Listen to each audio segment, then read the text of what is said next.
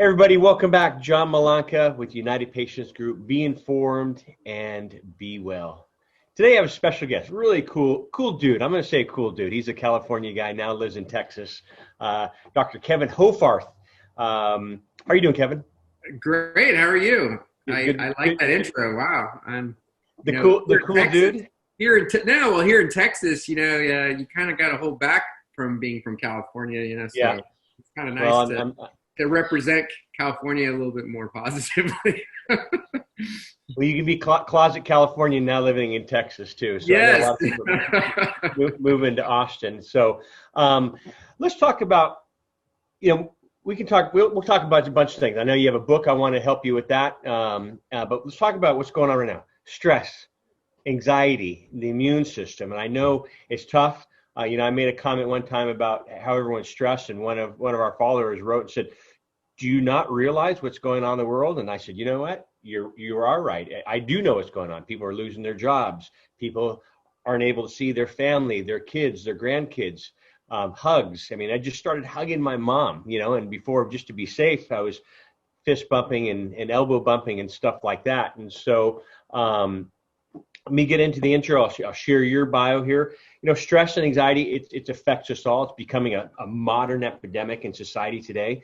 And so I don't want to say this is the new normal, but it's amazing. You really didn't, I don't know, you and I are the same age. Did we hear a lot about stress, anxiety, depression, and those in our area? Because I have friends that have kids in high school and they're talking about stress, anxiety, depression.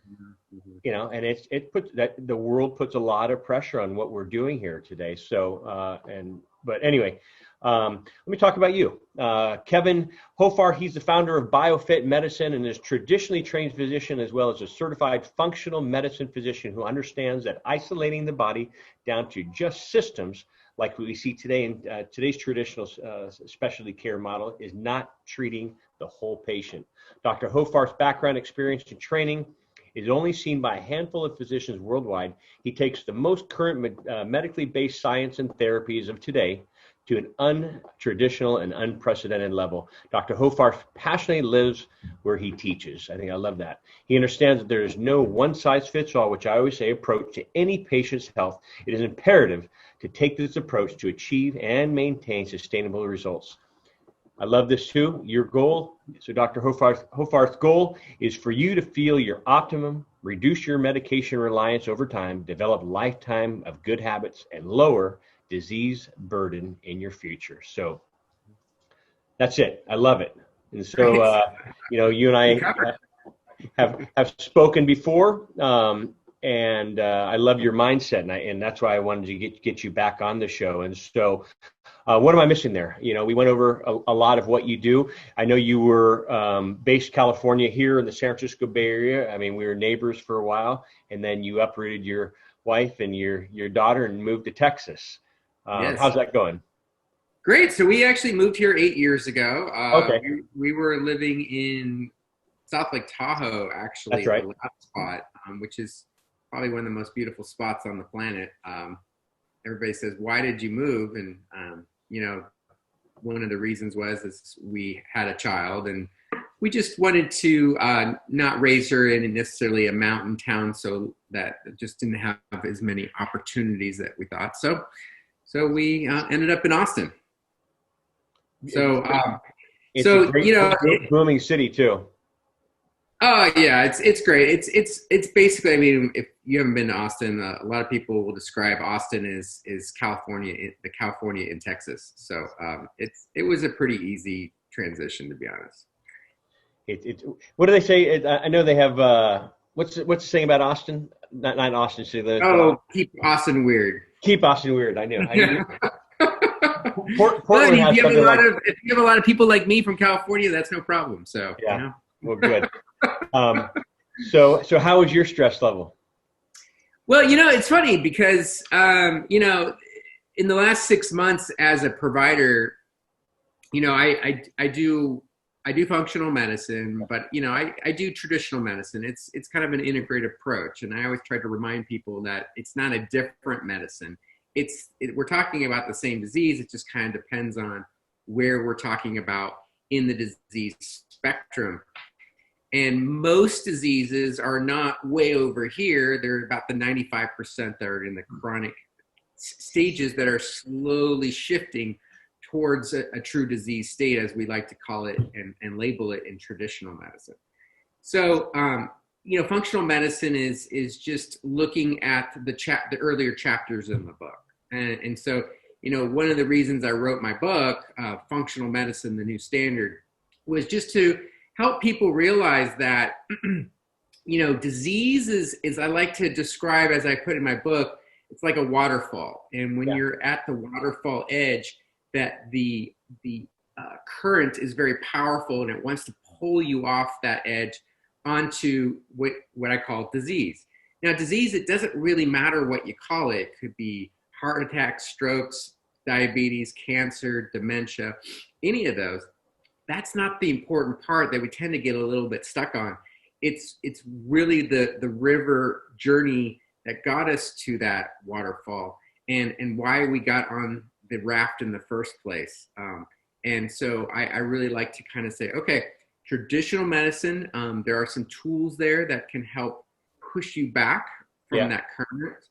But then we need to shift you away from the waterfall's pull and get you backwards into that river, the backwards journey, in order to start shifting you back towards, without disease. Yeah. You talk about the flow of what happened here that brought you here. And, you and I have talked about my wife, Corinne, who passed away of pancreatic cancer a few years ago. I spoke with a doctor after that, and she was a psychotherapist, actually. And it was, we scheduled 2 appointments. I scheduled 2 appointments. And as soon as I get it was 2 weeks out prior. And I said, let me get 2 back to back. And the very first one I had was the Monday after Corinne passed. And she said, I heard what happened. Would you like to? And I said, yeah, let me do it. So we did a thing. And so she said, can I ask you what happened to Corinne 20 years ago? And so you talking about something, the flow of what took place over here to here. And, and I look back, and what we're going through right now is stress. Stress, there's the fight or flight that can help get things done, run quicker if a bear is chasing you, or a lion or tiger. But there's also, high stress with cortisol affects the sleep, affects inflammation in the body, and throws you off, which could lead to disease, heart failure, diabetes, and something as severe as cancer as well. And so that's a great analogy, how you're talking about what's happening at the beginning. By curiosity, did you come up with something that you thought? Yeah,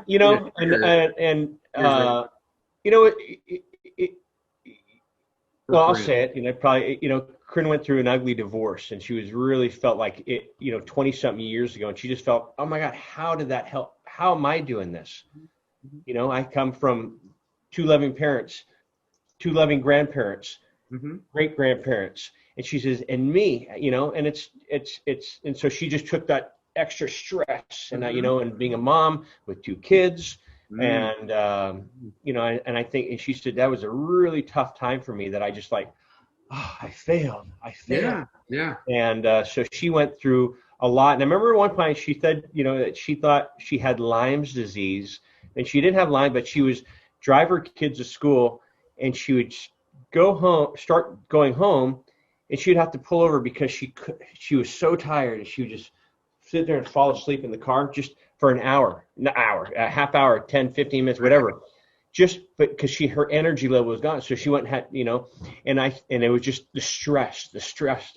And so, and so when I hear that, and I've shared that with other people that have called and said, let's see if we can work on the stress here, because it can affect us a lot. I know you're about to say something. I spoke with a woman yesterday. She called, and her dad's 85, and he's not eating. He's lost 50 pounds. And I said, and he has neuropathy. And I said, is he battling something, cancer, diabetes? She goes, no.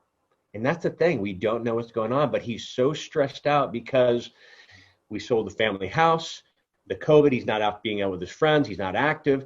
and I'm just seeing that stress, and he's always been that worrywart his whole life. And I just said, you have, if you're able to, see if you can either talk to a therapist, go to get a massage, go to acupuncturist, but he has to start eating to, bring that in there. So anyway, that's what was shared after Corinne passed. And I knew that. I mean, we shared everything with each other. So, it's yeah. not, And it's so interesting. I love, this is actually a perfect kind of segue into stress. I mean, it's, all disease has to have like a starting point. And for your wife, Corinne, maybe, and this is the case, I think, for a lot of us, is that stress can be one of the triggers. One thing I mentioned in my book that I really tried to kind of emphasize is that there are 5 what I call stamp triggers. They fall under stress, toxins, allergens, microbes, bugs like COVID, okay, and poor diet. Now, some of these are actually very visible. You can test for them. You can test for or you could see your foods, and people are gaining weight. And we always kind of tend to focus on the kitchen, and the kitchen's extremely important. But let's talk about stress, where it's actually one of the 2 most powerful of the triggers: stress and poor diet, the 2 bookends of that stamp. Yeah. And stress, most of the time you can't visualize it. You can just see its impact. So like, for example, Corinne, she went through a divorce, all the steps that she's like, how did I get here? Now I have 2 children. Gosh, I mean, her story is unfortunately very common. Yeah, and she's trying to raise these 2 children. Probably much of it was on her own. I don't know the story, but there's probably a lot of pressure there as a mother. And so that chronic, and putting this in from a physiologic standpoint, we're initially meant to have a cortisol response. Okay, this is our adaptive response to a threat to our survival. This is normal, okay? But unfortunately, the divorce doesn't go away. The kids are always there. The fact that maybe her economic situation was more challenging at that time. All these things are just trigger of cortisol. Now, cortisol is neither bad nor good. I like to remind people that anything that's made in the body is not bad or good. It's about a balance. Unfortunately, if the trigger is constant, okay, then you're having this release of cortisol, which is a hormone that literally just prepares the body for that stress response. So it prepares for the production of sugars, okay, through the liver, and it changes the immune system, changes our sense, and people talk about the fight or flight scenario. Yeah, it gets our heart going, it gets our breathing going, as if we were running from a bear. But in today's world, rarely is there a visible bear. That bear is all the things that Corinne was going through. And, if everybody out there who is watching, with all the, mess of COVID and all the pandemic dominoes it's caused, it's almost unfathomable to appreciate each person's individual status and how much it's impacted their life. And so that there's that cortisol push. What's really intriguing about that, and with cortisol, for example, and it's much more complicated than just that, but trying to keep it in a binary kind of design here, yet the body is very web-like. It's a very complicated mesh of systems. But I like to remind people that balance in our body also has built-in fuse boxes, in a sense. Okay, so if there's too much cortisol over here, we have another system.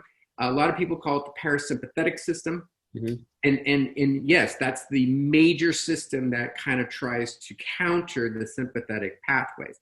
But going a little bit deeper than that, there's the endocannabinoid system.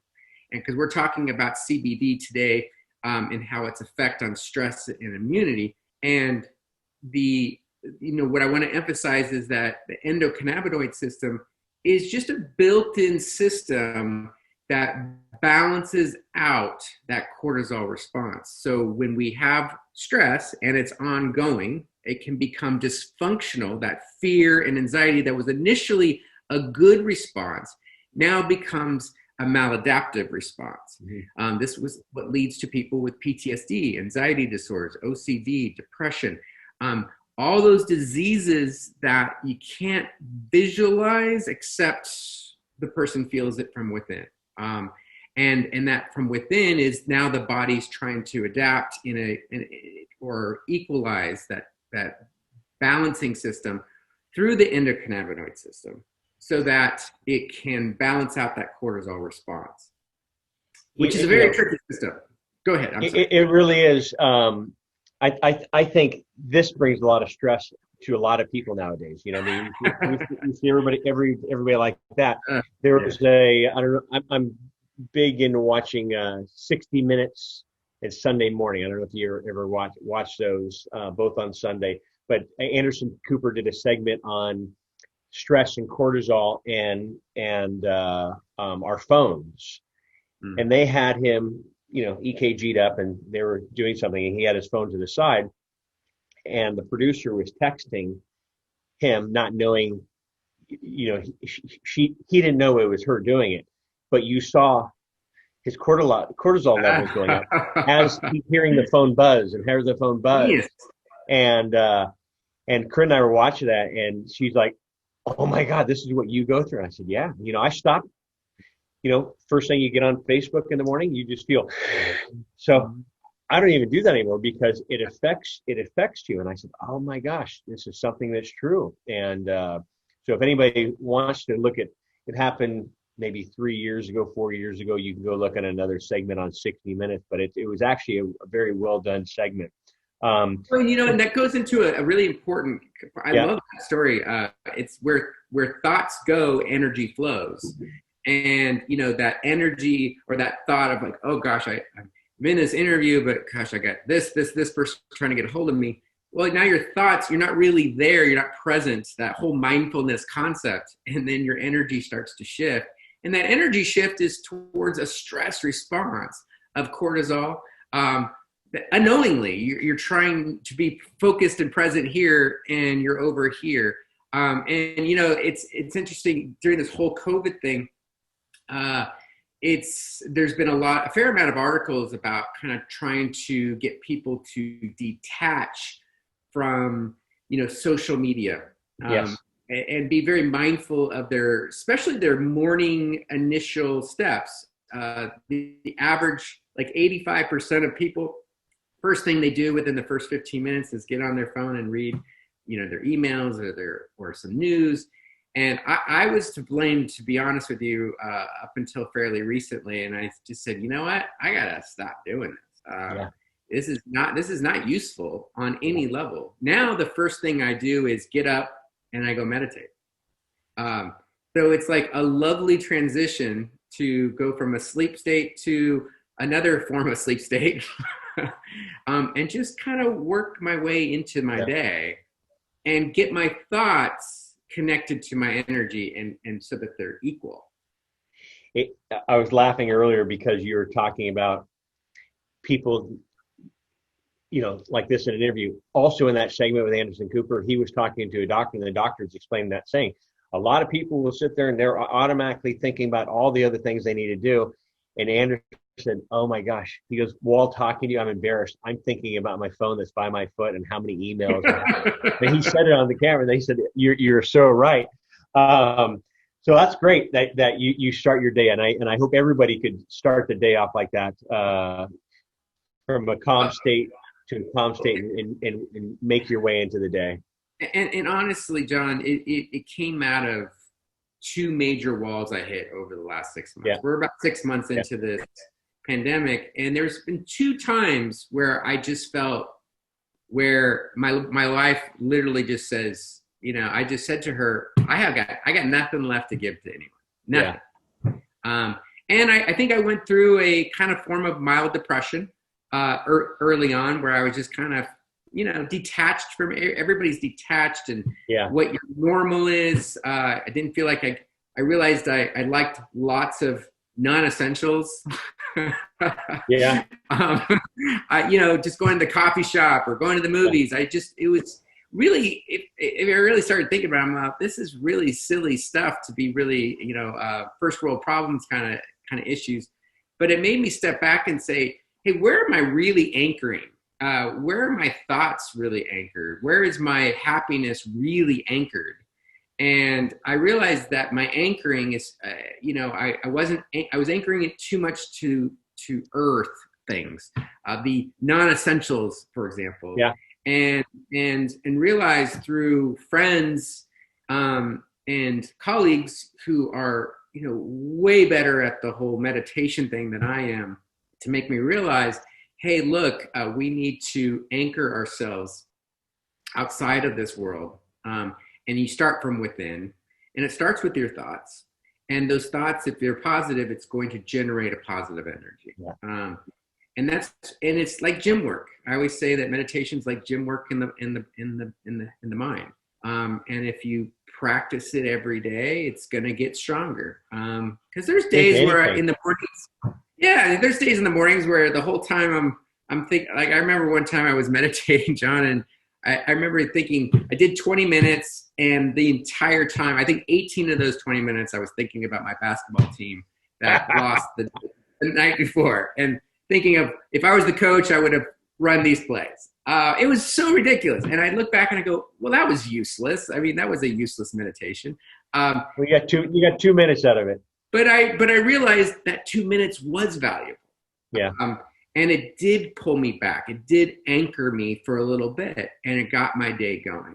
And so it's important not to judge, your thoughts, but to try to sometimes step back and look at it from a third party perspective, kind of laugh at yourself and say, all right, I got to move forward. And that is a great way to shift that cortisol kind of constant bombardment onto the body, and pull it back and allow the body to say, okay, we need other systems to be working here.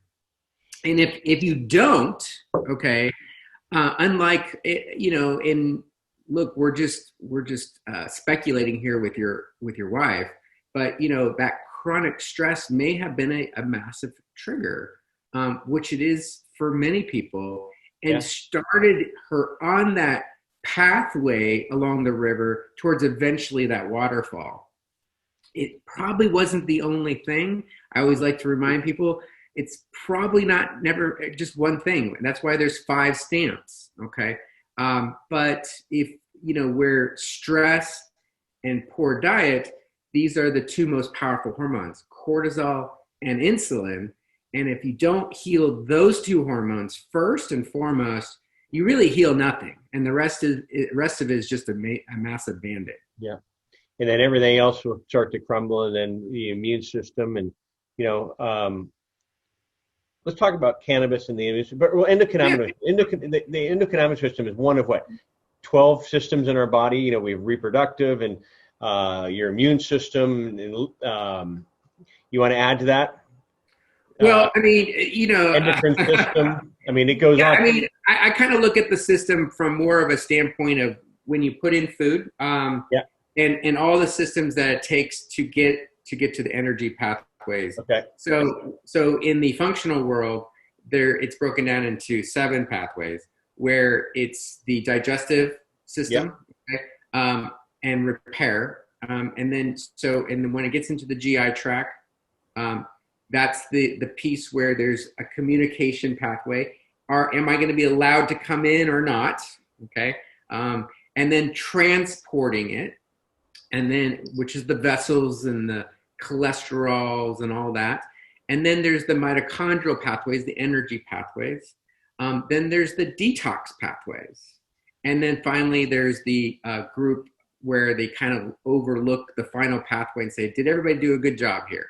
Structurally, did everything get taken care of?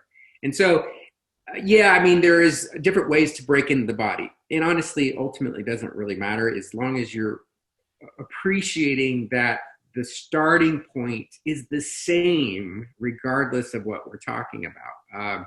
This is where I think traditional medicine, we have this tendency to get caught up on the details, not see the forest. And that forest is, hey, look, life is complicated, the body's complicated, and there's initiating triggers, okay, that can activate this process. And if not addressed appropriately, we're just going to keep floating along that river until we reach the waterfall. Yeah, and I think that's what makes you a good doctor. You know, you take the mindset of all this and bring it together. Because a lot of doctors, a lot of people actually, doesn't matter whatever, you know, just look at things in the box. And I like your approach. I like the integrative approach, the functional medicine approach with cannabis. And I always tell people, you know, cannabis is not the golden pill, the golden ticket, you know, the end all. And I never use the word cure, but it is beneficial and it works. It's a tool. It's a tool. Yeah. You know, and to have that tool as well as that weapon as an arsenal, if you're to battle whatever you're going through, if it's just sleep, if it's anxiety, depression.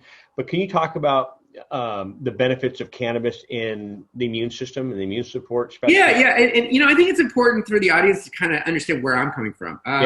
It's, you know, just kind of give you a little background. I was that guy in high school, the guy that no drug person really liked to be around because I would throw their drugs away. So if my buddies used drugs, they knew that don't use drugs around Kevin. I'm going to toss them. It messes you up. And so I was kind of like that goody two-shoe guy. And I've evolved from that. I think I was really extreme on it. And I was extremely a little bit judgmental, frankly, because I saw its impact on certain people. And I was like, I don't want to go there. So I became kind of extreme when I was younger. Yeah. And then, you know, as a physician, you're trained to all these drugs. Like you suddenly become this, you know, and some of my, you know, patient friends will say I'm like a drug pusher, you know, it's like, and you kind of start to realize, shit, I kind of am, you know, and then you don't even realize you got there, you know, and then finally, then you start to realize, wait a minute, all these medications that I'm starting, they have a very built-in, innate, you know, problem if you keep adding more and more and more, and we're not healing anything. I'm not against meds. In the appropriate situations, they can be very helpful. But we get too often where we get cookbook and we go, okay, this has this, so we'll start this medication. Yeah. And before you know it, that cookbook is now there's a menu of medications that person's on. And finally, I got to a point in my career where I was like, wait a minute, I need to start looking at these things as tools and not as substitutions forever. And so, you know, it moved into, like I worked hospice. That was one of my many hats that I worked in as a physician. And, you know, you start to appreciate the pain and the suffering that people go through. And my understanding of marijuana, for example, really started to evolve and appreciate, rather than looking at it from a social standpoint, started to kind of realize, hey, marijuana has a incredible potential to help pain and suffering, help with nausea, with appetite. And so you start to kind of realize, wait a minute, and this is how I think medicine has been really good for me. It's like, it kind of starts to help you learn that life is very gray. There's a lot of in-betweens, and you have to be very flexible. You cannot get caught up on just this one way of targeted therapy and thinking. And so with marijuana, for example, you know, I was like, okay, all right, I can wrap my head around that. And then I started to learn about it because some of my friends were anesthesiologists and pain specialists, and they were really all for it. And at first, again, I was a little bit, I would say, judgmental. I was kind of like, oh, they're going down the, you know, like every other Californian, going down this marijuana pathway. And they're talking as if it's like the end all. But I started to appreciate that there's the biochemistry, and that within the plant itself, there's, you know, 80 plus endocannabinoids, only one of them is the THC that causes the psychoactivity, and everybody loves that one. But you realize that the second one is CBD. And CBD is involved in pain and how our mind kind of views stress or how it responds to it. And you start to realize it also helps with the immune system. And you're like, whoa, wait a minute here. And there's a built-in system called endocannabinoid system. Wait a minute. Our body was made to accept these cannabinoids. Whoa. And you start to then realize, hey, plants on this earth are connected to our systems. And, then you start to say, wow, we are really a connected organism. And if you look at it from that standpoint, then you start to say, okay, in these scenarios, these are excellent choices. It's not for everybody, but it can be in the proper situation. So now it's funny because I've become this full swing doctor where now it's like, I have a lot of patients who are always drinking alcohol. And in my career, the first 10 years of my career, I basically feel like I ran an ICU full of alcoholics. And I was detoxing a lot of patients. And I saw the hammering effect of alcohol on the body. And now I'm kind of like, hey guys, rather than drinking alcohol, maybe you should smoke pot. And, choose, the better of the two evils in a sense. I kind of joke around with them. And they look at me and they're like, oh, wow, I never even thought about it. And I'm like, I'm not pushing, to become a pot smoker, but let's make sure that we're not allowing society dictate the things that we're using. And look, a lot of people drink. I shouldn't say everybody. A lot of people drink to just reduce the stress by the end of the day. But they don't realize that that's a toxin. Yeah. And that toxin over the course of many years is just another trigger that's leading the pathway towards disease. And I say, whoa, and then they're blocking it for the stress. So now they have two triggers that they're trying to waffle. And so then I say, okay, wait a minute, let's find another tool in the toolbox that's it's not a toxin, okay? And that's where CBD comes in.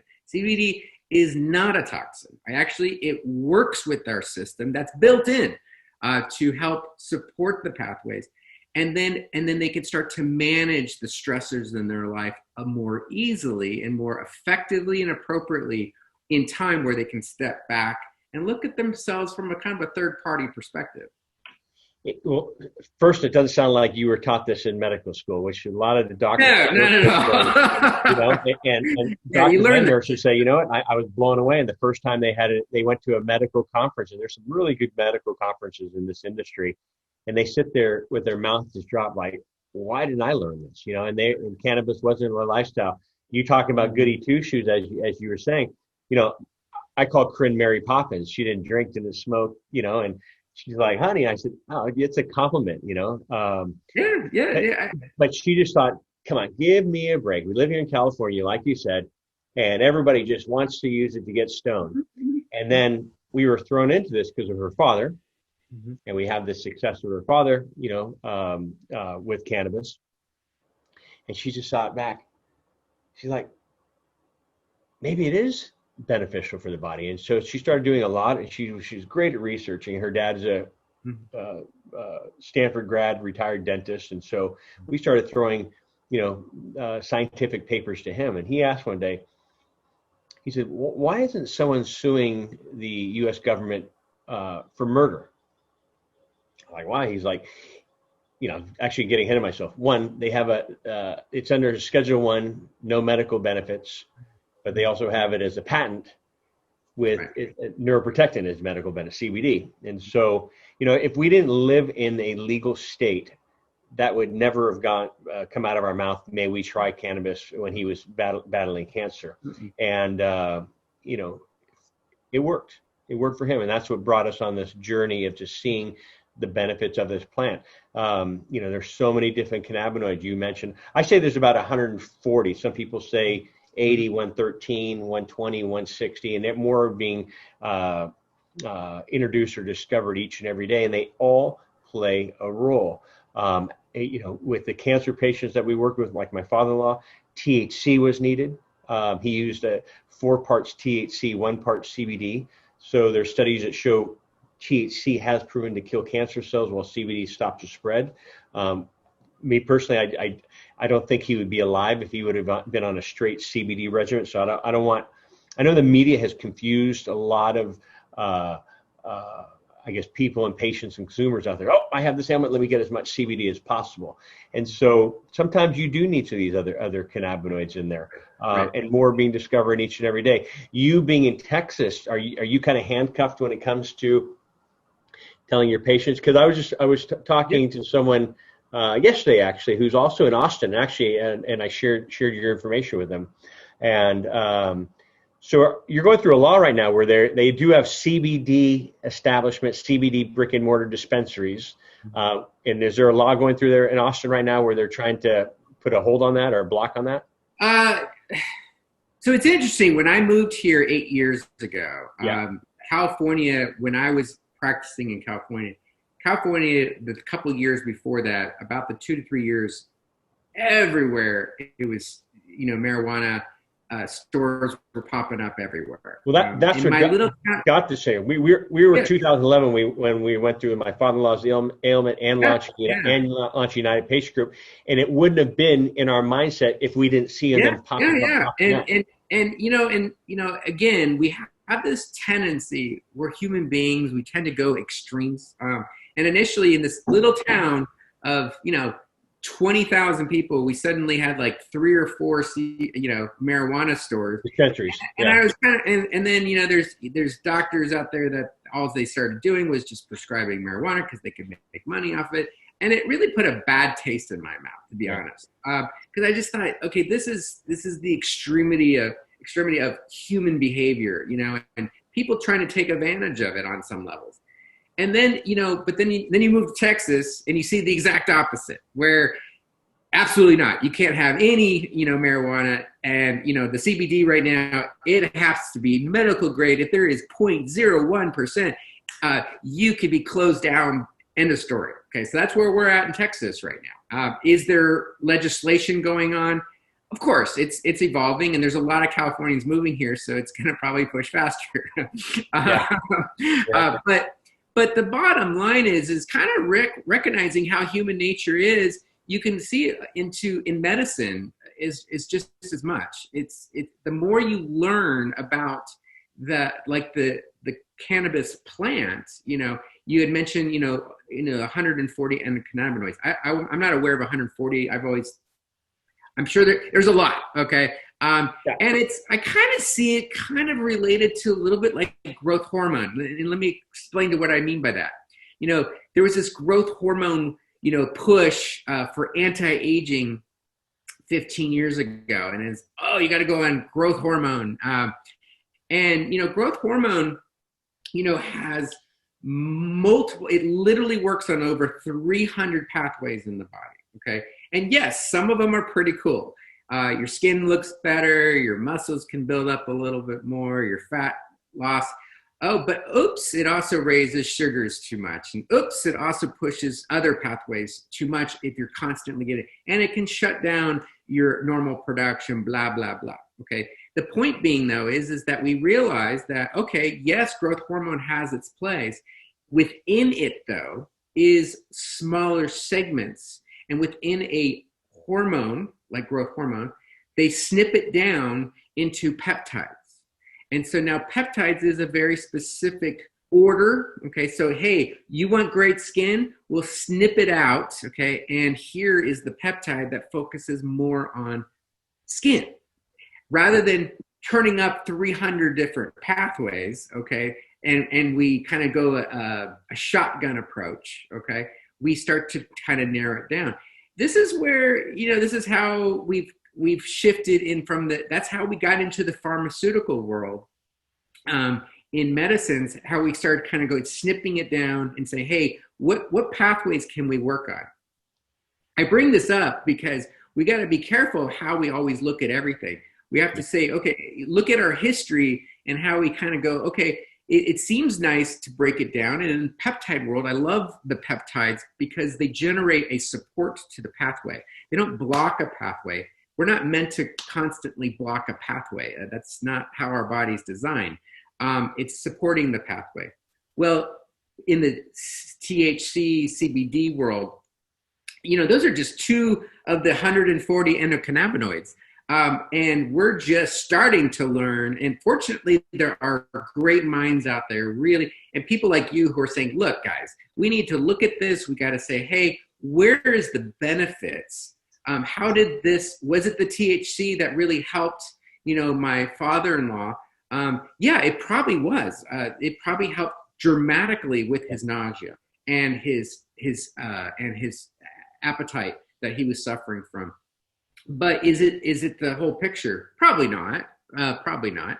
And so what are the other endocannabinoids? And hopefully, we're constantly evolving. And if we're open-minded to it and not get into that goody-goody two-shoe attitude that I used to have, and to say, hey, look, we need to see the big picture and see that depending on where someone is on that river towards the waterfall, there's very precise things that may be useful for each individual person. It's not for everybody, but for certain people at certain elements of their chapters of their book, where they're at, hey, it may be fantastic.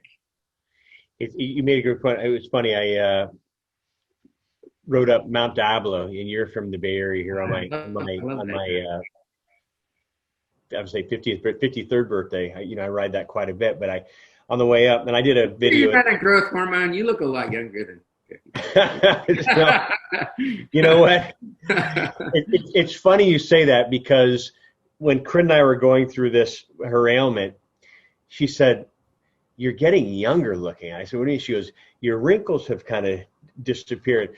And I think, we took work off for 4 months. And it was just like, we just shut it down. We have great employees that just ran it for us. And I think, I was on high stress. Our doctors were like, "John, you are maxing your adrenals, be careful. You need to drink water. You need to, to eat." And when you're in that, you're like, go, go, go, go, go. I was up every 2 hours with her. You know what? And that was the thing that was really disappointing, because being in this cannabis industry and doing as much as we had done for this industry and in this industry, she would just say, and she was someone who didn't drink, didn't smoke, and then she started doing a tincture because of hormones in the female body, but while she was battling pancreatic, she was taking the oils, using a vaporizer. That was the first time she ever inhaled anything. And she was just like, "Babe, it's not helping my pain." And she was just so disappointed that everything that we've been reading and studying and learning and helping others that had been working on, not everyone, but many, wasn't working with her. Where she found pain relief was hot tub or bathtub. And I was up with her every 2 hours, put her in the bathtub, hang in there, and I would just sit there and hold her hand and pray and talk. And, it'd be 2 a.m, 3 a.m, 4 a.m. And I just said, she would apologize sometimes. She'd wait. And I said, "Don't ever, Paul. I'll do this for another 500 years, babe." And so using an arsenal of whatever works, I think is important. And like you said, don't just be, "Oh, I'm only going to try this," and just be fixed on that. Sometimes it works for some people, sometimes it doesn't. Back to my health and wellness. You know what I do? I use a cannabis cream in my face. I take care. I eat it. The older I get now, I'm out every day. But I'm going to start doing that. Yeah. Thank you. My therapy and for me, and everyone's different, is to get out and go for a run. And I have to do that. I don't care if it's rain or sun or wind, but I get on my bike and I'll ride 30 plus miles a day. That's just regular or run. And, but it just takes me away. I forget everything. You brought up a couple really good points. I don't want to. No, please. Because I really, what you got me thinking is going back to Corinne's, situation, it's really fascinating because she falls into a category that I think we as humans all fall into. And it was like, hey, I am not, when I look at the 5 stamp triggers, okay, stressors, toxins, allergens, microbes, poor diet, she was probably, what I'm hearing is she was really focused on probably 2 of them. I'm not going to drink. I'm not going to smoke. So those are the toxins. And I got the impression she probably was a really good eater. Kevin, these are the things. I have sat in on MD Anderson, Sloan Kettering, Johns Hopkins things on pancreatic cancer since she's passed. Yeah. And they say, here are the reasons why you get pancreatic cancer. Alcoholic, didn't drink. Smoker, didn't smoke. Obese, she was on top of her health. Stress. With me, we had no stress. I mean, it was, and love. And I'm like, tell me something that makes sense, because all those, I mean, she lived, when I say Mary Poppins, she was. No, that's why I was clean. But this goes into that paradigm that I always like to realize is that for Corinne, she was so good on the no toxins and the poor diet. Probably the allergens. It sounds like she was a really good eater, and she totally probably didn't have any food sensitivities. Microbes, if she lived a Mary Poppins life, maybe that wasn't it. So 4 out of those 5, you step back and you go, why? Why did she get pancreatic cancer? But then when you go back in the story of hers before John, okay, that was a trigger. Her world was upside down. Fortunately, John, you and her, that connect. It's just listening you talk to her about her, even years after she's passed, you can tell that you were just madly in love with her. Oh, I love boy. it. Yeah. It's awesome to see from what I'm seeing when I see your face. But that's where the body's really complicated. It can start so early in life and be that trigger that kind of gets the ball rolling. Now, for some, you kind of go, well, shoot, that's so whatever happened in my youth, I'm screwed now. But for her, she may have developed a very maladaptive approach, which she didn't even realize to stress for so many years. And only until she met you, maybe that maladaptive state maybe changed, because she probably didn't realize it could be that good until she met you. That's not an unusual story that people will say. I like wow. It. And it's funny because I look at that going, gosh, we all have stress. I have stress today. I mean, we all have stress. So I'm not saying I live a stress-free life. I try to control it differently. I've had stress 15, 20 years ago. I mean, 30 years ago. I mean, I've had stress in my life. And I talk with people today and just say, even couples, they'll say, hearing your story, you brought us together, me and my wife, or me and my husband closer together for that reason. Because I say, try not to sweat the small stuff. Work together. There's a reason why you guys have come together as a husband, wife, as a partner. Try to put that, because we have too many other surroundings. Corinne and I didn't have children, so we didn't have to worry about, homeschooling right now. Picking, taking the kid to soccer, to baseball, to tennis, to dance, to wherever, your daughter's into, and that adds a lot of stress on the families, and especially if both parents work. Maybe right now one parent's not working because, I have a dear friend and, she got laid off and the husband's working, but everyone's at home right now. So, to find that. Yeah. And, the thing is, I think it's really important to also is to stress about stress is that not all stress is bad. Yeah. And, again, nothing that's made by the body is all bad or all good. Kind of like cortisol. Cortisol is a necessary hormone, but with too much, it can be a problem. Too little, it's also a problem. And you can do blood tests to see where your cortisol levels are. Yeah, and absolutely. And I go through that in actually one of my chapters of specific biomarkers you can look at to kind of see what your chapter on stress, that section, that one trigger is looking like, and how to kind of give yourself a kind of a quick assessment of where your physiology is. Yeah. Because we all know, okay, that if you want something done, you give it to a busy person. You don't give it to someone who has nothing on their plate, because they'll just, take their time. Yeah. And so and we also all know where, a million things can be happening, and that person is just cool and calm, and they're just like, okay, and then the other person has one or two things that have gone wrong, and, their life is crushed. Okay. And so how we all, respond to the triggers is also important. And it goes back to a really important principle that really started at the time when I first started medical school. Is at the time when I graduated in 2000, that was the year that the Human Genome Project completed. And that was the year that we thought, oh my gosh, okay, we're going to be able to transform, disease is going to go away. Okay, we're just going to manipulate little genes, and oh my gosh, we're going to all be superhuman. And boy, were we wrong. Okay, we realized that, about 10 years after the fact, an entirely new world came out of it, where now they have PhD programs in it of what's going on above the genes, epigenetics. Okay, what turns on that gene and what doesn't turn on the gene. And this is where we were like, oh, okay, so you could have all these shitty genes, but be fine, okay? And then you could have maybe a few, but you're screwed if one of them gets turned on, okay?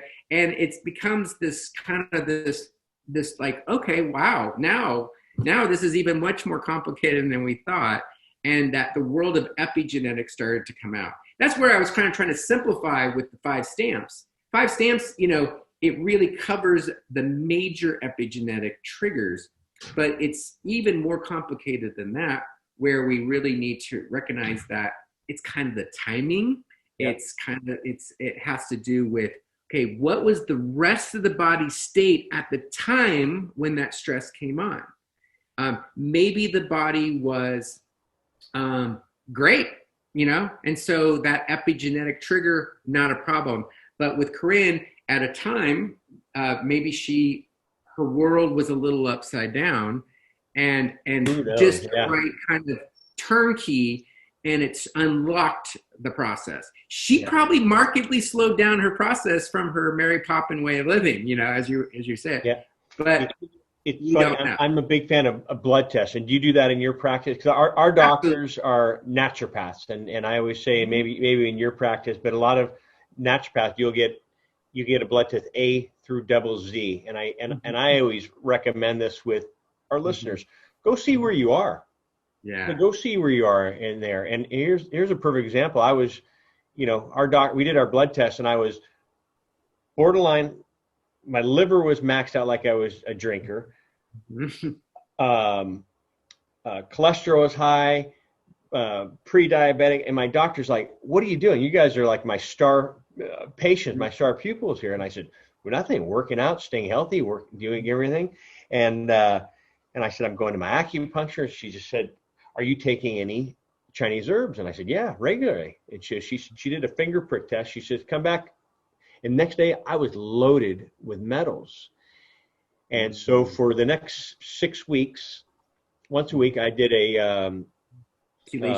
ozone therapy. Ozone.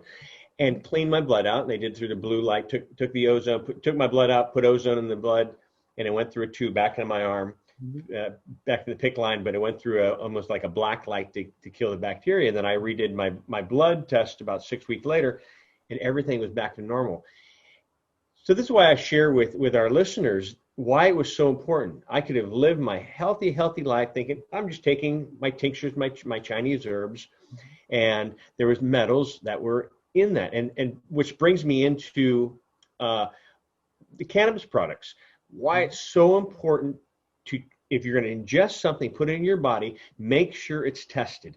You, the consumer, it's not up to you to go make sure that thing is tested, meaning get the test results. It's from the product that you're buying to have those test results done.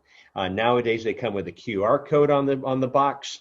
If you click on their website, it'll have a contact us page, but it'll have all the labs as well as the lot number that's on the product. And if they do not have that, go with another product. And that's across the board, from THC to CBD to all the other cannabinoids, from the tinctures to the smokables, the vaporization products, the edibles, to the capsules. And so that's why it's really important to see what's in your body, because you don't really know what's going on before it's too late. And if I would have kept on going on that route, Kevin, 3 years down the road, John, you have liver failure. And I'm like, but I don't drink, And so I think it's really important to get a blood test to see where you are, and to show where your cortisol levels are, and you're high in vitamin D, low vitamin D, and you can really see where you are. How we got into that was when Corinne hit 50. She always she'd get in the car and she would drive, and that was the time that she just could listen to her music, and her anxiety was coming on. And so she went and had her blood test, and they saw that she was off, and within, they were able to balance it right back out. And I said, well, test me. I want to see where I am. And so we've been doing that, I think, for the past 5-6 years, getting twice a year, getting blood tests to see where we are. If we're still, it's like tuning your car. You're not going to drive with your car out of tune. Anyway, but we keep on talking about Corinne, and thank you. I love talking about Corinne. No, it's a great platform though, because for with toxins you bring up with CBDs and making sure that the product is well. This goes with the whole toxin chapter. Okay. Yeah. So with CBD, you get this, I go with Aspen Greens. They have certification of their product. But it goes with foods. It goes with, the makeups you put on. It goes with hair products. It goes with anything you're putting on your skin. All these things are potential toxins. And unfortunately, we live in an extraordinarily toxic world. I don't think people realize to the extent. We literally, in this country, have over 88,000 chemicals that are FDA approved for everyday usage. That's just mind-boggling to me. And we don't have a clue, okay, how when you mix them all together, okay, what it's going to do to the human body. It's actually frightening, and yet it really shows the power of our body's detoxification capabilities. Because what's so fascinating about the liver, for example, I always remind people, God, or whatever your belief is of who made us, understood that we were going to really screw up this earth, because our liver has this capability of taking out chemicals that don't even exist right now. It is in what way? Powerful. When you say they're taking out chemicals that don't exist, explain. The metabolic pathways of how our system is designed through the cytochrome P450 system, okay, as well as the second phase of detoxification, has a capability, from science looking at it, of wow, it is chemicals that didn't even exist 5 years ago or 10 years ago. It's metabolizing these things and getting rid of this. And these things didn't even exist up until a few years ago. It just goes to show that our God, our creator, was like, they are going to mess this earth up. And if I don't put in place some kind of filter to get rid of all this, they're all going to be dead in a year, And so it's really fascinating how despite all the bad we do to our body by choice, we all are still living. That to me is one of the bases of my books, is how are we all living the way we treat it at times? And it really got to the concept of what is healthy, because a lot of people will say, oh, I'm healthy. And in my book, I really break down with each of the stamp triggers what healthy looks like for each one. So, for example, stress. There's 3 things that have to align to determine if you're healthy into terms of stress, okay? One is, how do you feel? Okay, and only you can answer that. Yeah. So I always kind of go back to the concept in my book. I kind of use the reference point of being a CEO of a company. If I have a company and I say, I got all these employees and I got all these division managers and I got all these things going on. And I'm like looking at my books and I'm like, wow, it feels like I should be making more money. I feel like our company's pretty darn good. And I go, all right, I gotta hire a consultant to kind of look at this because I'm missing something here. So I bring in a consultant, AKA me, to look at you, okay? And you are your own company. So you are, the Body Incorporated, okay? And I go in and I look at 3 things for stress, for example. I first say, I go to you and I go to every single manager and I sit down with them. Your little one wants to come in. That's Yes. She wants to get out. Get out. I got to go to the bathroom, Dad. Aw, she's my buddy. She wants to get the heck out. She's all sick of talking. So when you're looking at the 3 alignments, I would talk to you and I would talk to your division managers. Pretend I was at your company. And I would say, okay, how are you feeling about what's going on? And you're like, well, I got this thing's going on. And you're like kind of saying, oh, my company's awesome. Then I go to all the division managers and they go, he's a creep, he's an asshole, he doesn't listen to us. And then I go to the people who work under the managers and they're like, oh, we have all these problems. They don't listen to a damn thing that we say, okay? So that's part 1. How do you feel? Okay. And in the world of stress, look, some people, again, they say, oh, I'm not stressed. But when it really gets down to it, they're like, yeah, I'm not sleeping. I'm not eating well. I'm not doing this. I'm drinking a lot because I'm overwhelmed. So that's part 1. But how you feel doesn't tell us the whole story because there's lots of people out there who eat like crap, for example, and feel fine. Okay. So then you got to go to number 2. And number 2 is I would walk around your premise of your company and I would say, all right, does this look like a nice building? Is this a pleasant place to go? As a customer, do I feel like they got their shit together in a sense? Okay. Is it clean? Is it well designed? Is it inviting? When I walk inside, is it designed in an efficient way that the workers can do their job efficiently? So that's part 2, and that's what's called the body composition scan. So this is why I do a DEXA body composition scan on every single patient that comes to me, where it literally does a scan over their entire body. It takes like 6 minutes, and it breaks down their fat to muscle ratios in every part of their body, okay, to the gram. Now, what's beautiful about this is that a lot of people are what I call skinny fat, okay? And this is very helpful in the stress pathway, for example. In clothes, they look, anybody would look at them and go, oh, they're skinny. But a lot of their fat is distributed in this android distribution. Well, that's an entirely different picture. You may be skinny, your weight may be within normal limits, okay? But majority of your fat distribution is telling us that your cortisol has been up for way too long and shifting the energy and storing it within the liver pathways. Right here. Exactly, in that love handle part. And so that's not healthy. So that part 2, okay? And then part 3 is, okay, let's say I talk to all your people who work for you and everybody's like, John is the best CEO in the world. I love this place. I love working here, blah, blah, blah. Building looks great. Everything looks great.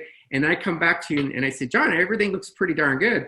And you're like, well, gosh, then why are we not making more money? And I say to you, well, there is one more thing, okay? I looked at your Yelp reviews and your customers hate you, okay? They're talking crap about you. Everybody likes to work for you, but you don't listen to your customer.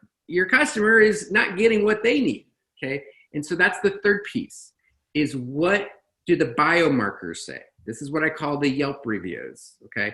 What are they saying that may be telling an entirely different story from what your body looks like and or how you feel? And so, for example, in stress, okay, it would be your cortisol, but there's also DHEAS, dihydroepiandrosterodione sulfate. This is kind of what I call the storing of energy within the adrenal system. If it's really high, and depending on your age, it could be a sign that you're in a good state and you have plenty of energy, or it could mean that you're too revved up. Okay. And then there's what's called reverse T3, which is in the thyroid, actually. Okay. And this is the interconnections of our body. And reverse T3 is the off button, I call it, with metabolism. So if you have ongoing stress, your body has this way of going, wait a minute, we got to change metabolism, and it turns down the thyroid response, and it raises what's called this reverse T3. If that's way up, okay, what I talk about in my book, then it helps you realize, wow, my body physiologically has been under a lot of stress, and I don't even know it. And so that was me. My cortisol level was high. I had a thyroid issue, so I was taking these, and I was able to reverse it. And you can reverse this. Absolutely. And what's interesting, though, John, is a high may be an early state of stress. Yeah. But a really low first thing in the morning when your cortisol should be highest, if it's too low, it means your stress has been going on for months or years because you have burned out your system. It's no longer producing it. So the highs and lows you got to always put it in alignment with the actual story itself too. So this is what makes it really intriguing, is because I see some patients go, oh, well, my cortisol is low. And I go, oh, no. You're burned out. You're not responding appropriately. Okay. And so that's, everybody like to call that adrenal fatigue. I just say it's burnout. It's stress. Okay. Stress in any form. It could be physical, like you were talking when we were talking before a camera, with pain, or it could be the emotional component, or it could be someone who, gosh, I see this all the time. People who do CrossFit, and they're 60 years old and they're working out with 20-year-olds, and they're trying to keep up, and they burn themselves out, and they hurt themselves. So it can come really in many, many forms. Lack of sleep is another form of inappropriate support for the stress pathways. For example, that's another form of stress. I know that one all too well of 15 years of doing the call. It's extremely painful on the body. Sleep is so important. When you miss that one piece, it's a domino effect with everything else, Absolutely. And so it's really asking those three questions for each area. And in the areas of stress is, how do you feel? What's the DEXA or the body composition showing? Is fat going up and muscle going down? Probably stress could be a component. Okay. And weight does not matter. Okay. Because you could be gaining fat but losing muscle and be the same weight, and so that's why I always try to remind people, we are no longer in the 20th century. We need to use 21st century technology, and this includes in the biomarkers. The typical traditional labs that I use as a traditionally trained physician, I wasn't trained to utilize a lot of these special biomarkers and think, and using these stories on a deeper layer. And so, yes, my lab, my patients always tell me that they feel like, a vampire is hitting them each time, because, it's a complicated story, and we need to make sure that we're seeing the whole book, so that I can really give you, as a consultant for your business, can I tell you, okay, this is really what's going on, John, and let's not reward those areas that they're doing fine. Yeah. Okay. You could give them a raise, but it ain't going to improve your business. You need to work over here, buddy. And this is the part that is your problem. And if you zero in on that, boom, your body is going to, turn around. And that's the exciting part of my job. And it sounds like that. And so it's fun when you see people come in and they leave, 10 feet taller, feeling like, what, I have some confidence I can bring this back. But certainly over the path of seeing your patients get healthier and healthier and healthier, and say, God, Dr. Hoffarth, this is what you did with me. Are you seeing in your practice right now a lot of people coming in with immune systems and stress levels because of what's going on, or what do you see in your practice? Or more? Yes, and yes.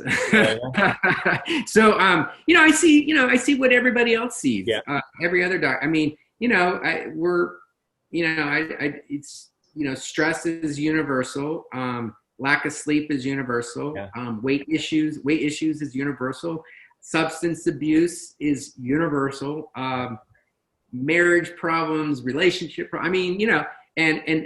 we're human beings. Yeah. And that's why I always like to remind people, it's like, I'm not working with robots, I'm working with human beings. And we always need to, the body is an important place, but the mind and where thoughts go is so important, and how our emotional response. I always tell people, I got the easy job. Okay. I just have to work on the body, where, ministers and psychiatrists and all that, they have to work on the emotional mind component. I do work on those a lot. A lot of my patients oftentimes say, gosh, I didn't realize I was going to have a therapy session. Yeah, therapy session. Yeah. But they start to realize, oh, this is the piece to my pie. I came in for, fatigue, but it's related to way over here, and I need to address this. Otherwise, that's what's leading to this pathway towards. Yeah, I mean, that's exactly just like your bio said. You're trying to develop a lifetime of good habits that will lead. My aunt, my first job in high school was Baskin Robbins. Nice. Love that. I remember she and my uncle are chiropractors, and they lived down in Laguna Beach, and I wanted to be a chiropractor. So every summer I'd go down and spend the summer with them. And I remember this one summer I got off the plane and I was so happy. And she goes, "You look like shit." And I was like, and I was sophomore in high school. And she said, "Do you want to be a fat little pudgy kid the rest of your life?" I said, "No." Kevin, she put me on that, and I'm 53 years old, and I haven't strayed. And because of that, I thank my health, my health to her. And so I developed, because of her, I developed that lifetime of good habits. And so reading your bio at the beginning, I was like, oh, I totally get his mind, his approach to that. I love it. I love that, to hear that an adult stepped in on a young person's life. I mean, I think a lot of us are afraid to speak into people's lives, but you never know when that one little nugget, that one little seed can change the trajectory of that person. And I have shared, even when I was in college, I waited tables, and I'm still friends with a lot of these guys, 30 years later. And a couple of them have stayed that path, like, what can I do? What can I do? And, they were, 17, 18-year-old kids, and now they're husbands, their kids have graduated college, but they got on, they stay on this route, and they said, "John, this is what you did for me." So what my wife, my aunt did for me, I was able to pass that baton to someone else. And I'm certain they did that with their kids and and it goes on. And so I just think that even with cannabis talks like this and life in general, experiencing, grieving, losing a spouse, it's like a ripple effect, throwing the pebble in the pond. Yep. And what you've experienced in life, what I've experienced in life, you've been able to share it. And if you can reach one person, that's a success. If you can reach one person. Absolutely.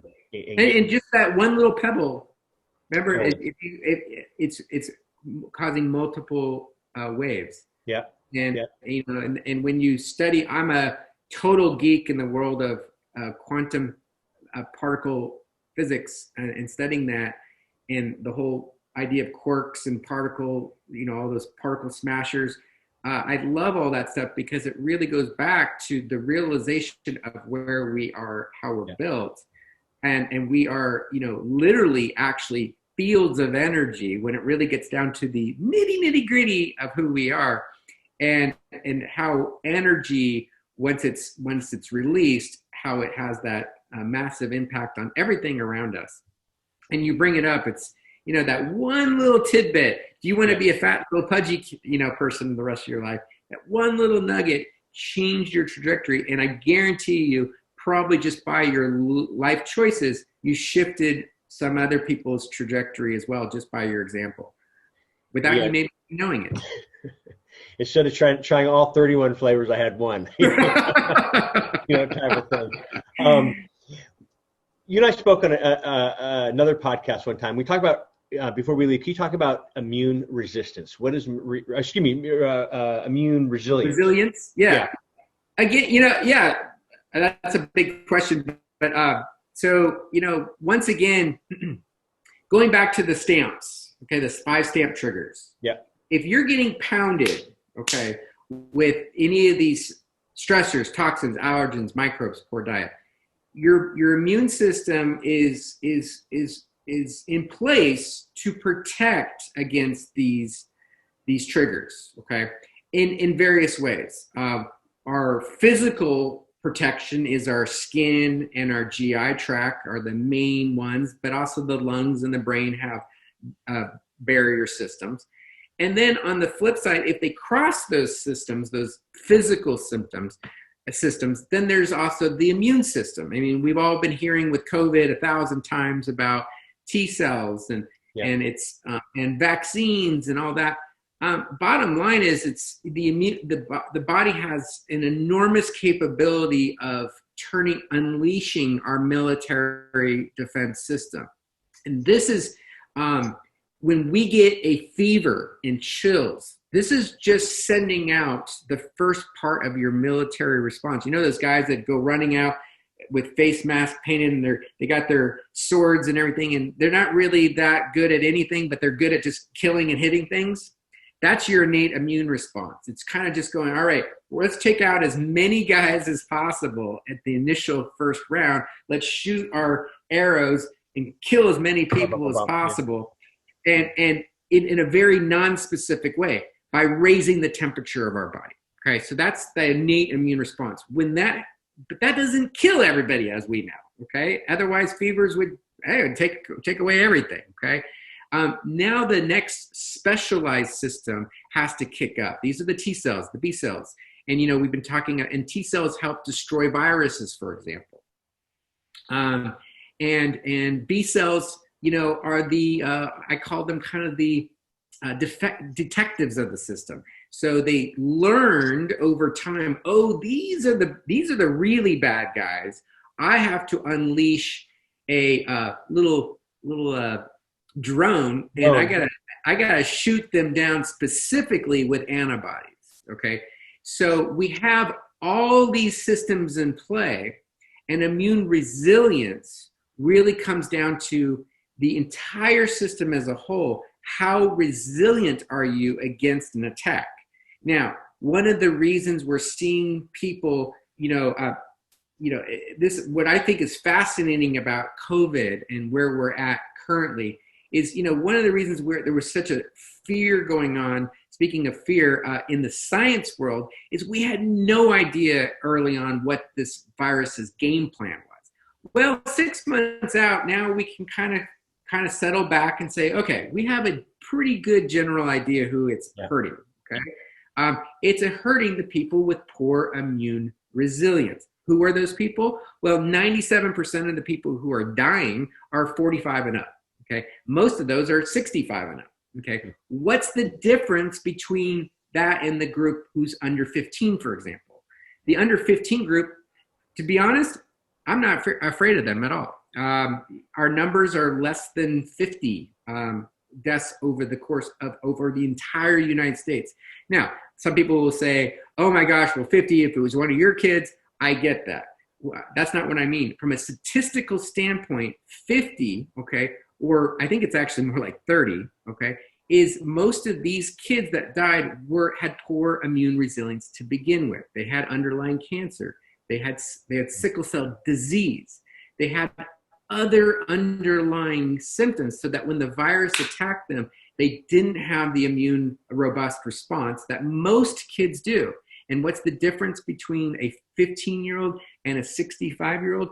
The thymus gland, okay? And the thymus gland produces a peptide called thymosin alpha-1, which is a signal, I call it the bugle, and it tells all the T cells to come in and go, okay, guys, we need to ramp up massively and squash this virus. Well, young people have a really strong bugle, and their guys come running out, and they squash this virus through the T cells very rapidly. And that's why a lot of the kids are asymptomatic and are, or for the most part are asymptomatic. They're still carriers, okay, but their body is squashing it really rapidly. After 65, our thymus, by that point, after puberty, actually, which is interesting, it starts to involute. Okay, it becomes less and less effective. By the time you hit 65, you have practically zero thymosin alpha 1 signal. So now your guys are like, I'm going to put the snooze button on for a little bit. I'm going to chill out. And they kind of work their way up. And it takes like 7 to 10 days to build up a robust T cell response. Well, here's the problem. This is about immune resilience.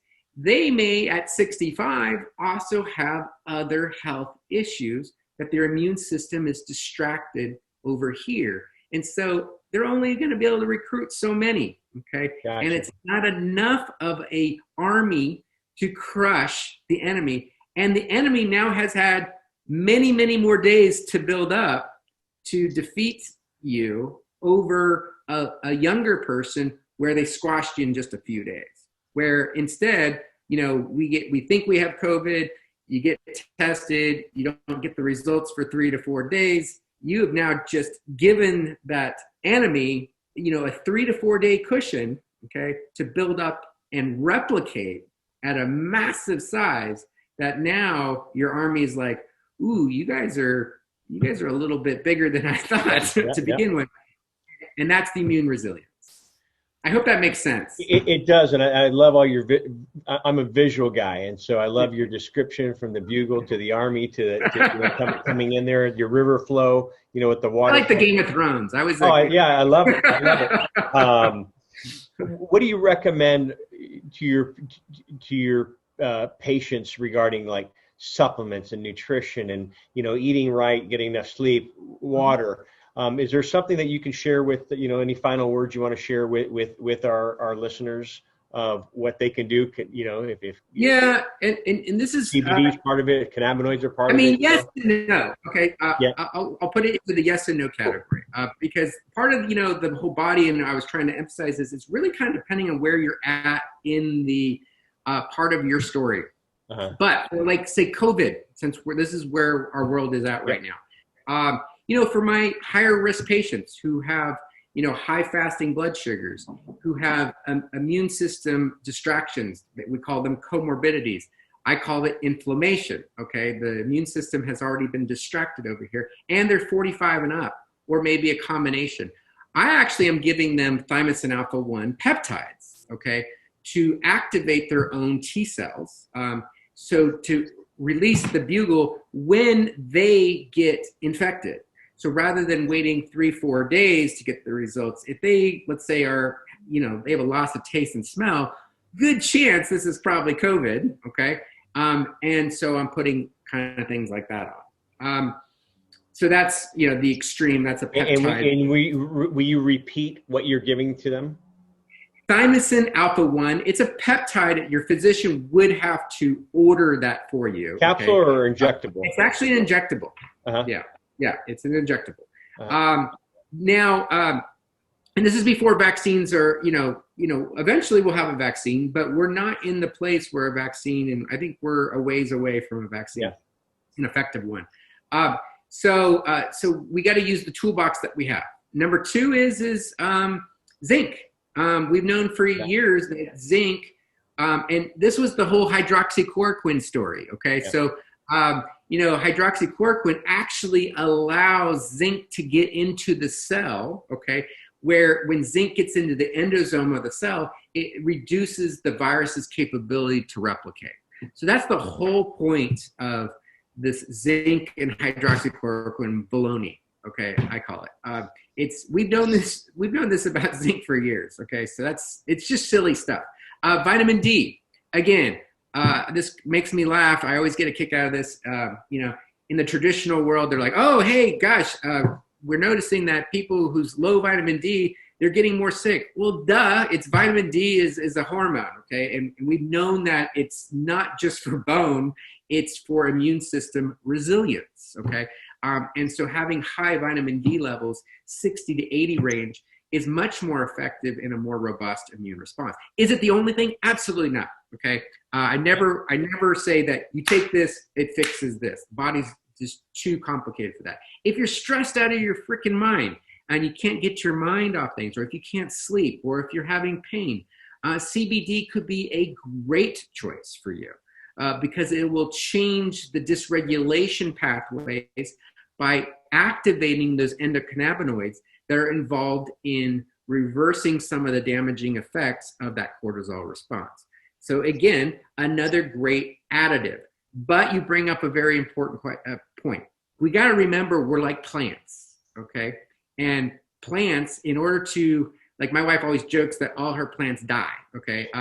It's, you know, to have a good plant, you have to not just put water, and you don't want to, in her problem case, is she probably overwaters it, okay? You got to have enough sunlight, but not too much sunlight. That kills a lot of plants. The third is you got to have the right fertilizer. 4 is maybe the pot that the plant's in, maybe it's too tiny for it to really spread its wings. So you need to take it out and give it some room, some breathing room. And then or you maybe give her a cactus.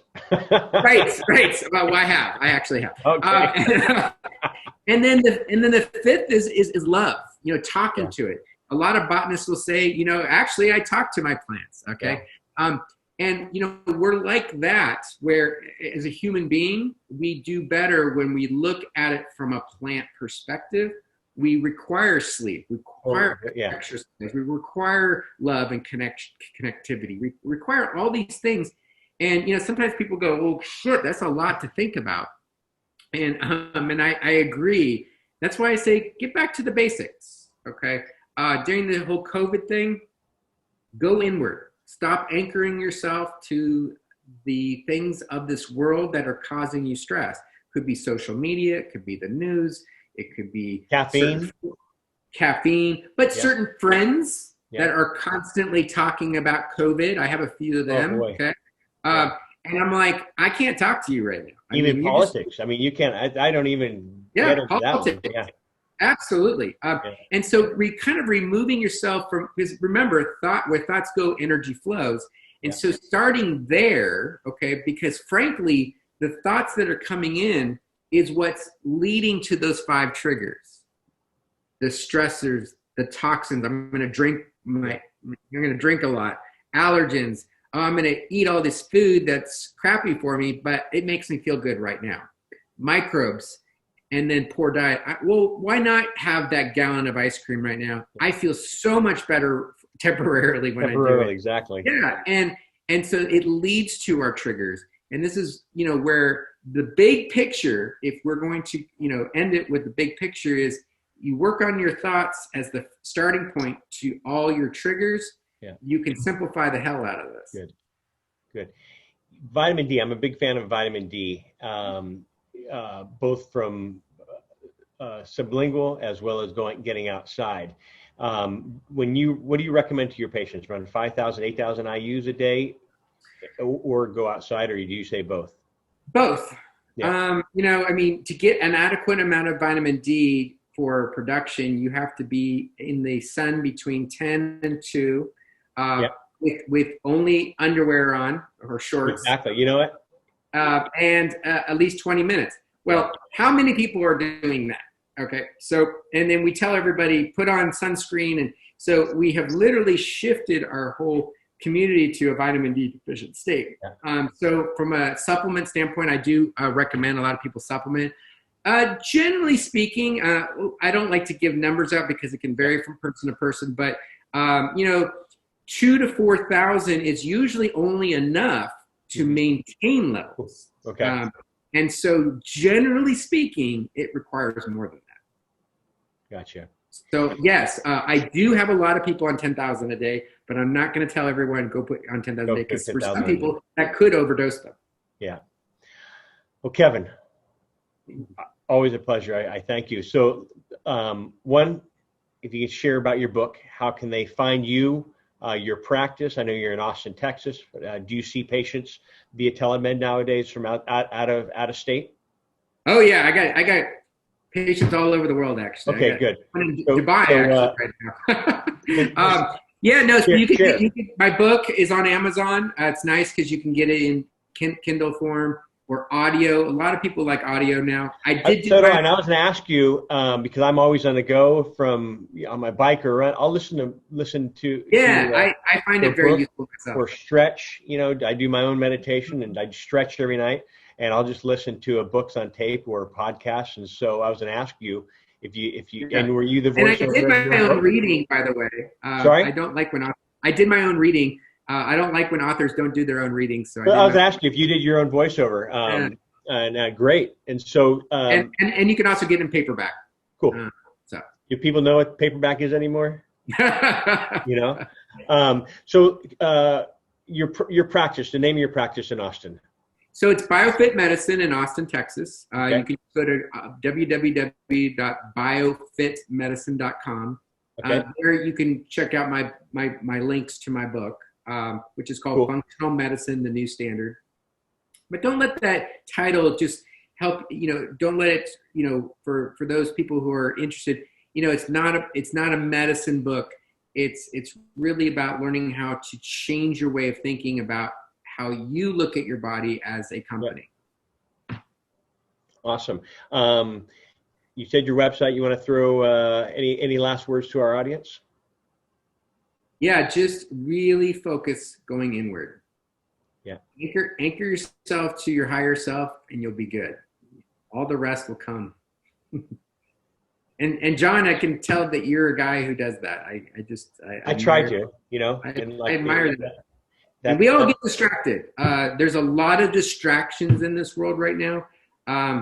And just remember, ask yourself, is what I am listening to or engaging in, is it giving any positive energy to me, or is it removing it from me? And if it's removing it from you, then you should remove it. Life is short. Don't settle. That's what I always say to people. Don't settle. Yeah. If something's bringing you down every day, change it up. So, well, Kevin Hoffarth, great meeting you again. Great having you on the show again. Great. Thank you. Looks like you had a haircut since the last time I saw you. I haven't. Yes, I'm COVID. Here. No more COVID haircuts. My wife was doing it for a while. You look good too. So, anyway, thank you, Dr. Kevin Hoffarth. Find him in Austin, Texas. Do you want to throw a phone number out there, or do you prefer people just going to your website? I think the website is probably a good way to do it. And we'll get the link out for your book on the site as well. And I thank you to you, Kevin, for joining us, to you, our followers, always following in, and your support as well.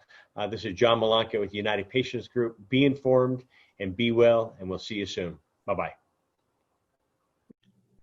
Hi, John Malanca here with United Patients Group. I hope you've enjoyed our videos. Please click like as well as subscribe to our channel here on YouTube. Also, follow us on Twitter at Patients Group and on Facebook at United Patients Group, as well as for our podcast. Please click the link in the description below. We'll see you there. Bye-bye.